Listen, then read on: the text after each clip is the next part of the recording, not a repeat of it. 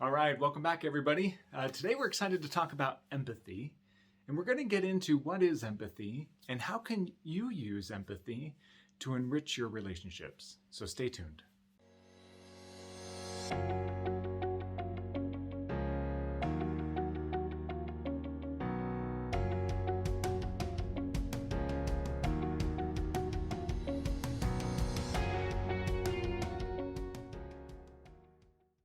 Okay, so let's talk about empathy. Before we jump into empathy, I want to differentiate for you the difference between sympathy and empathy.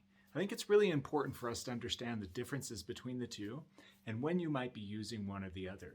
And the reason why is because oftentimes we're actually sympathizing with people when we think we're having empathy. So I want to teach you about empathy and how to utilize empathy to enrich your relationships and your connection. So let's jump into this then a little bit. Let's start with sympathy. What is sympathy? Sympathy is when an individual tries to sympathize with or connect with another person's experience, but they remain on the outside of the experience, right? So you can think about this as looking into another person's experience from a distance, right? You're kind of acknowledging the experience another person is having, but you're remaining outside of the experience and you're trying to remain removed from the experience. So I had a couple that I was working with, and an example of this was the husband with this couple was using sympathy a lot in his interactions with his wife. She would come home from work and she would talk about this employer, this boss that she had that was a terrible dude. He just wasn't a good guy. And he had all kinds of things going on with him. I won't get into that. That'll make this video twice as long. But she would come home and talk with her husband about him, about issues that she ran into that day with him, the ways that he would talk to her, the ways that he would treat her. And her husband would use sympathy in his listening, right? So he would look in from the outside, trying to remain separated from it. He would say things along the lines of like, "Ugh, that sucks," or "Man, that's terrible," or "Oh, annoying," right? So he would respond in those types of ways, right? He's looking in from the outside. She's sharing from the inside of her experience. And his work is to he's trying to stay removed from it, emotionally removed from it, mentally removed from it. He's kind of remaining on the outskirts of her experience. And it's not a terrible way to relate to other people, especially in relationships that I'm working to maintain a little bit of distance in, right? That it might not be healthy for me to go around and absorb all the emotional weight and experience of other people's experiences with every single person that I interact with, kind of not discerning who I should have sympathy for and who I should have empathy for, right? That if I tried to step into everybody's experiences around me, I would probably find myself completely overloaded. And in fact, if you've heard the term empath, that's one of the major things that happens with an empath. An empath is somebody who kind of, without discernment, absorbs too much of the people around them, their life experiences. They take it in too deep and it weighs them down, it burdens them. They have a hard time emotionally feeling relief day to day because they're so impacted by the experiences of everybody around them. So back to this couple then, the husband was using sympathy. So she would come home and tell her story. And as she told her story, he would make comments, to let her know that he was listening. He's being a good, active listener. And he would make comments like, "Oh, that sounds rough," or "That sucks," or "I'm sorry, man, rough," And his goal in that was to let her know he was listening, to let her know that he was understanding what she was saying, which are great listening skills, right? And his hope was that she would kind of vent the story, and then she'd move on, that they could get to their interaction and communication that he was hoping for in the evening, right? So he's kind of using it to shut it down, and he's using it as well to kind of protect himself from having to feel too much of the drama or the trouble or the problem going on in her life. So that's sympathy. Sympathy's looking in from the outside, right? And it's acknowledging the experience of another person and some of what that experience must be like, but it's resisting stepping into the experience, right? It's trying to stay on the outskirts. And the goal of somebody who's providing sympathy, their primary goal is to protect themselves emotionally from experiencing too much of the issue or the problem, right? So in this case, the husband was protecting himself from taking on too much of the drama or the trouble by remaining on the outsides, acknowledging her experience, but working to emotionally kind of remain disconnected from the experience, right? And we can use sympathy that way in a lot of situations. And like I mentioned earlier, it's not a bad skill. It shows that I'm actively listening and acknowledging the experiences of others. It's just staying removed from the experience of others. So let's contrast that with empathy now. And like I mentioned earlier, the reason we want to contrast that and talk a little bit about empathy is because empathy has a much deeper and richer opportunity to connect you to the mind and the heart of those that you love and care about. Empathy is a skill that not many individuals are really good at, but as you get good at it, it can really enrich the emotional intimacy of your relationships. So there's two key aspects to empathy.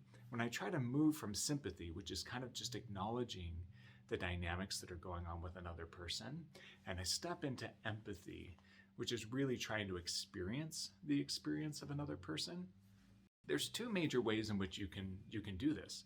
And the first one is as you're listening to the story that your spouse or your partner or your child or your friend, whoever it is, the relationship that you're in, as you're listening to the story, you want to, one, try to go in your mind and find a time that is relatable to you, that you've gotten close to experiencing something that they're experiencing, right?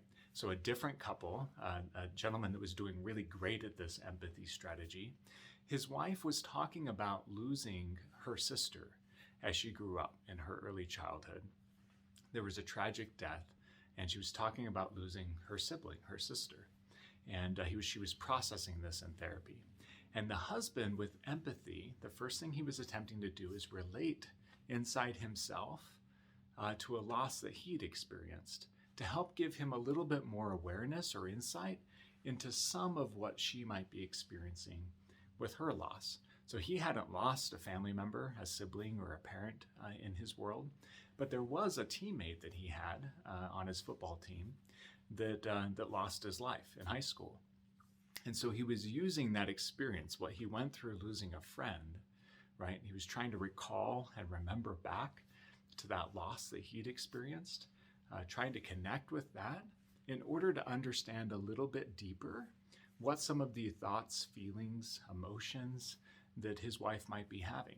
So he's using his own experience, a similar experience, to try to relate on a deeper level to her experience. So that's the first one, right? Using something that I've experienced in my own life to relate on a deeper level, recalling that memory, that experience, to get closer to some of the feelings you may be having. But we don't want to end there, because if I just ended there, it's deepened my ability to emotionally connect and mentally connect with you on things that you might be going through. But my point of reference is mostly on my experience.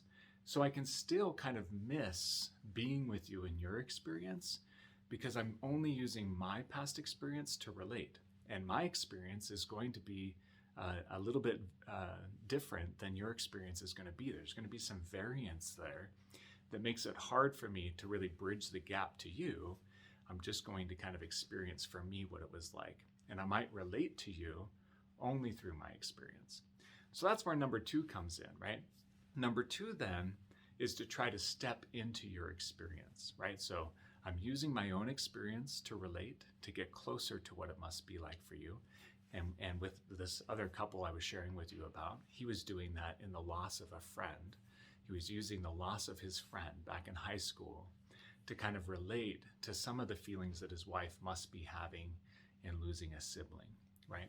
And then he was taking it one step deeper into this number 2 principle, which is trying to step into her experience and experience from her experience, which requires him to leave his experience and really try to step into her shoes, into her mind, into her heart, into her context, right?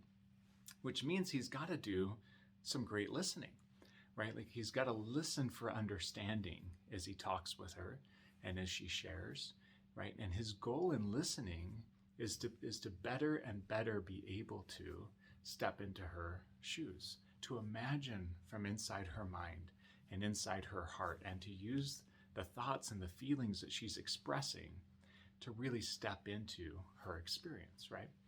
So he's doing this first principle, taking something in his life that's relatable in order to get closer to the mind and the emotions that she must be experiencing.